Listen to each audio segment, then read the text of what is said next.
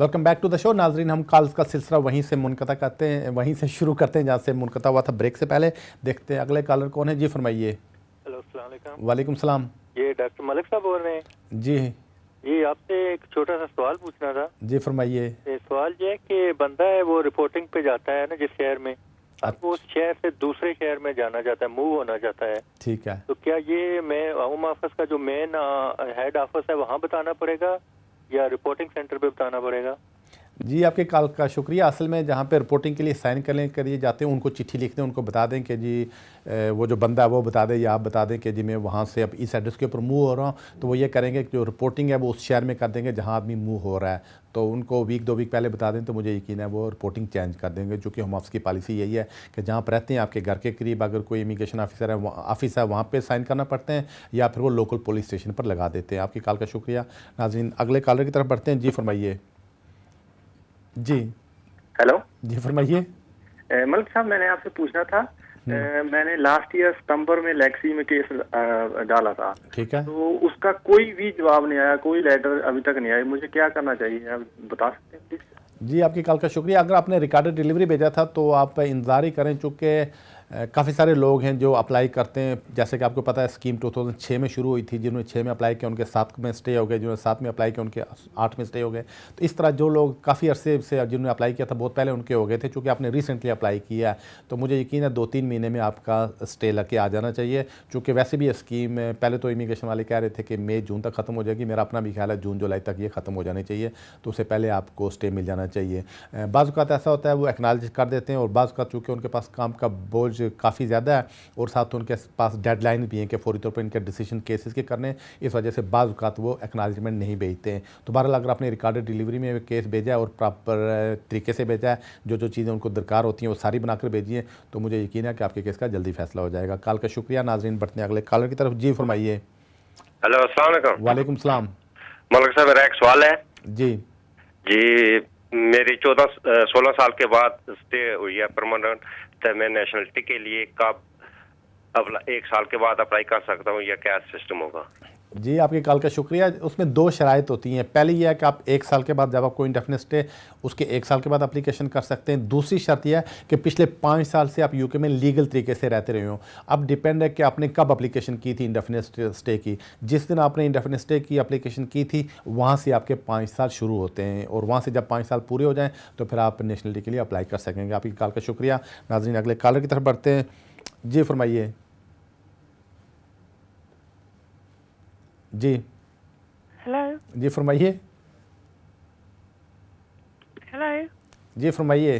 जी sorry, मैंने आपसे ये पूछना था कि मैंने 2006 में असylum की एप्लीकेशन दी थी अपनी अम्मी के साथ। अच्छा। लेकिन वो उन्होंने रिफ्यूज़ कर दी थी। मुझे पता नहीं क्यों, और ना ही हमें उसका रिफ्यूज़ल मिला था। लेकिन अभी जब मैं दोबारा एप्लीकेशन कर रही थी as a personal basis, office को देने वाली थी, अभी दी नहीं है। तो उससे पहले हमें एक लेटर मिला है जो कि होम ऑफिस से आया है, वो है केस रेजोल्यूशन डायरेक्टरेट की तरफ से। वो कह रहे हैं हमें अपने डॉक्यूमेंट्स भेजें और तस्वीरें भेजें। तो मुझे नहीं पता हम इस पे अप्लाई करें या कि पर्सनल बेसिस पे करें।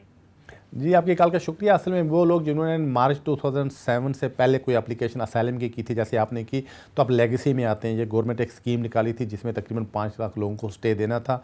इसमें 4,65,000 लोगों को अभी तक स्टे मिल चुका है, कोई 35,000 बाकी रह गए। मुझे यकीन है कि आप भी इसी स्कीम में आती हैं। जो लोग इस स्कीम में आते हैं उनसे वो फ़ोन कर उनको चिट्ठी लिखकर उनसे पेपर्स मांगते हैं। ये वजह उन्होंने आपसे फ़ोटो और पेपर्स मांगे हैं। तो मेरा मशवरा जितना जल्दी हो सके आप अपने पेपर्स और फ़ोटो उनको भेज दें, तो और दुआ करें कि आपको जल्दी इंडेफिनिट स्टे मिल जाए। कॉल का शुक्रिया। नाज़रीन, देखते हैं अगले कॉलर कौन है।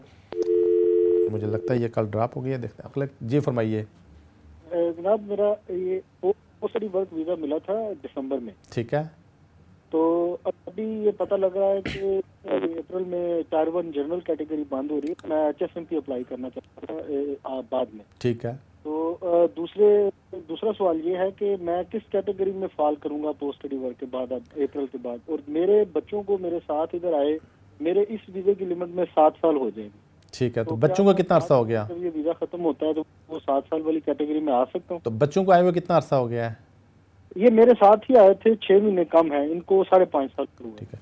जी, आपकी कॉल का शुक्रिया। असल में दो बातें, पहली बात आपकी ये है कि गवर्नमेंट ने ऐलान किया है कि टियर 1 जनरल भी ख़त्म कर देंगे और पोस्ट स्टडी वर्क भी ख़त्म कर देंगे, लेकिन इससे पहले होता रहा और रूल भी यही कहते हैं और कानून का कंसेप्ट भी यही है कि इन्होंने आपको पोस्ट स्टडी वर्क इसीलिए दिया था कि आपको होप दी थी कि आप end of the post study work आप टियर 1 जनरल अप्लाई कर सकेंगे। इस वजह से मुझे यकीन है कि अप्रैल में जब ये नया रूल बनेगा उससे पहले कुछ ट्रांजिशनल अरेंजमेंट्स निकाल देंगे उन लोगों के लिए जो या तो फाइनल ईयर में स्टूडेंट हैं या फिर वो लोग पोस्ट स्टडी वर्क के ऊपर हैं। आप वेट करें, वीक या 2 वीक में सिलसिले में मज़ीद डिटेल आ जाएंगी।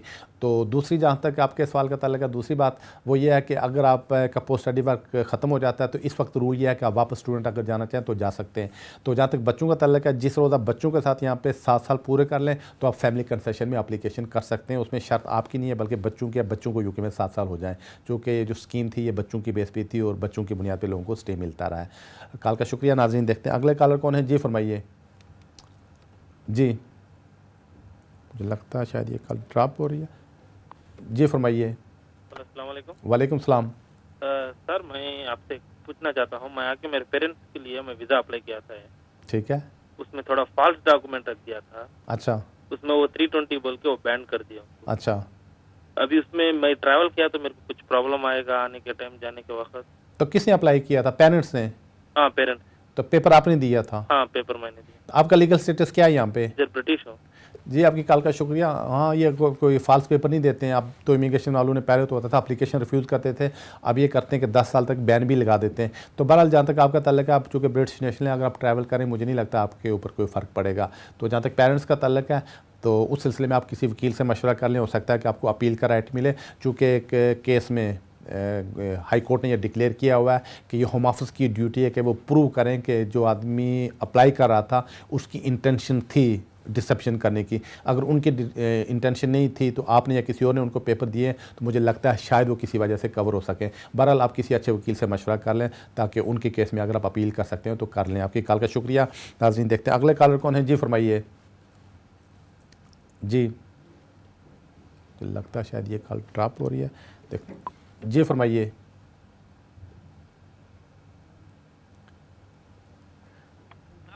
मुझे लगता है कि ये कॉल भी ड्रॉप हो रही है। नाज़रीन, जैसा कि 320 के बारे में ये पहले कॉलर ने कहा था, ये एक बड़ा इंपॉर्टेंट मसला है कि पहले ये होता था कि कोई भी आदमी यहाँ से अगर एप्लीकेशन दे या अगर बैक होम कोई एप्लीकेशन दे, अगर कोई पेपर जो सही नहीं है एप्लीकेशन के साथ चला गया तो इमिग्रेशन वाले इस बेस पे रिफ्यूज़ करते थे कि जी आपने डिसेप्शन करने की कोशिश की, आपने हमें धोखा करने की कोशिश की।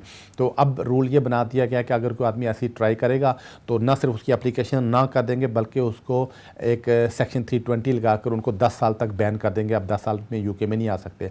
तो इसको आगे ले जाया गया कोर्ट में। पहले तो मसला जो ही पेपर लगता था तो रिफ्यूज़ कर देते थे, साथ ये भी कहते थे इसके खिलाफ कोई आगे आपको अपील का राइट भी नहीं मिलेगा।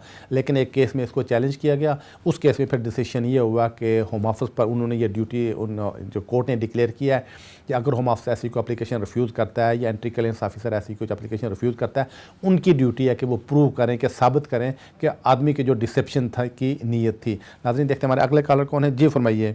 हम तकरीबन इस कंट्री में हो गए 7 साल से ऊपर अनलीगल रह रहे। अच्छा। ऐसा फैमिली है मेरी। अच्छा। और अभी तक कोई हमने केस वगैरह नहीं दिए। ठीक है। बच्चे भी आपके साथ हैं? जी, बच्चे भी। मेरी एक बच्ची यहाँ पैदाइश हुई है। अच्छा। और तकरीबन 2009 में हुई है। ठीक है। और दूसरा जो लड़का था वो तकरीबन 1 साल का था जो हम यहाँ आए थे। आपको अभी कितना अरसा हो गया है? यहाँ तकरीबन हमारे 7 साल से ऊपर हो गए। जी, आपकी कॉल का शुक्रिया। अगर तो आपको यहाँ पे 7 साल हो गए हैं तो आप और आपकी वाइफ दोनों और बच्चे भी इंडेफिनिट स्टे के लिए अप्लाई कर सकते हैं। उसके लिए शर्त यह है कि आपको और आपकी वाइफ को एक कोर्स का पास करना है जिसको लाइफ इन यूके कहते हैं या फिर ESOL कहते हैं। तो ये आप पास कर लें तो उसके बाद आप एप्लीकेशन करते हैं, मुझे यकीन है कि आपको यहाँ पे स्टे मिल जाएगा और बच्चों को भी स्टे मिल जाएगा। कॉल का शुक्रिया। नाज़रीन, देखते हैं अगले कॉलर कौन है। जी फरमाइए। जी। हेलो, अस्सलाम वालेकुम। वालेकुम सलाम। मैं 2001 में यहाँ पे आया था। ठीक है। तो मैंने अभी तक कोई अप्लाई नहीं किया। अच्छा। तो मैं अभी क्या कर सकता हूँ? जी, आपकी कॉल का शुक्रिया। तो आपने टाइम ज़ाया किया और मज़ीद भी टाइम ज़ाया कर रहे हैं, तो मैं आपको ये मशवरा दूंगा किसी अच्छे सॉलिसिटर से मिलें, उनको जाकर उनको पूरी बात बताएं ताकि वो एडवाइस करें कि आप किसी कैटेगरी में अप्लाई कर सकते हैं या नहीं कर सकते हैं। चूँकि इलीगल रहने का या ओवरस्टे रहने का फ़ायदा कोई नहीं होता है। अगर आप जो ही बजाय इलीगल होने के, ओवरस्टे होने के, बेस्ट थिंग है कि आप अप्लीकेशन कर दें। चूँकि यहाँ हर 2 साल, 4 साल, 6 साल के बाद कोई ना कोई स्कीम, कोई ना कोई एमनेस्टी निकलती रहती है और जो अप्लाई करते हैं उन्हीं को यहाँ पे स्टे मिलता है। जो घर पे बैठे रहते हैं उनको स्टे नहीं मिलता है। जैसे अब लेगेसी एक स्कीम निकली, वो लोग जो 2007 से पहले एप्लीकेशन की, पार्टिकुलरली जो असाइलम केसेस थे उन सबको यहाँ पे गवर्नमेंट ने फैसला करके डिसीजन कर दिया कि इन सबको यहाँ पे स्टे मिलेगी। इस वजह से ओवरस्टे रहने के या इलीगल रहने के बजाय बेहतर ये होता है कि आप एप्लीकेशन कर दिए करें और हमेशा लीगल तरीके से यहाँ पे रहा करें। नाज़रीन, देखते हैं हमारे अगले कॉलर कौन है। जी फरमाइए। अस्सलाम वालेकुम जी। वालेकुम सलाम। मैं इस वक्त ऑक्सफोर्ड से शबीर बोल रहा हूँ। जी शबीर साहब, मेरे ये वो फैमिली कंसेशन का जो है हम 2002 में आए थे जी। तो वो स्कीम तो खत्म हो गई है, तो हमने अप्लाई भी किया था, तो उसमें भी रिफ्यूज कर दिया होम ऑफिस ने हमें। अच्छा, तो आगे उसके लिए क्या किया जाए? उन्होंने कब रिफ्यूज किया? हमें तकरीबन 3 महीने हो गए। जी, आपकी कॉल का शुक्रिया। असमें जब रिफ्यूज़ हुआ था उस वक्त आपने एडवाइस ले लेनी चाहिए थी, किसी से मशवरा कर लेना चाहिए था। चूँकि अगर आपको अपील का राइट होता था आप अपील कर सकते थे, अगर अपील का राइट नहीं था आप उसको हाई कोर्ट में ले जा सकते थे। बहरहाल अगर उसको डिसीजन को 3 महीने से ज़्यादा अरसा नहीं हुआ है तो आप अभी भी उसको कोर्ट में चैलेंज कर सकते हैं। मैं आपको ये मशवरा दूंगा किसी अच्छे सॉलिसिटर से फ़ौरी तौर पर मशवरा कर लें। आपकी कॉल का शुक्रिया। नाज़रीन, आज की मुलाकात बस इतनी है। 1 घंटे का वक्त था, बड़ी तेज़ी के साथ गुजर गया। जितनी ज़्यादा कॉल्स मेरे से ले सकता था ली। तो अगर किसी की कॉल नहीं मिल सकी हो तो बिल्कुल अगले वीक, अगले हफ्ते, अगले संडे, अगले एतवार की 5 बजे फिर यहीं पे होऊंगा। उस वक्त तक के लिए मुझे इजाज़त दीजिए। रब रखा।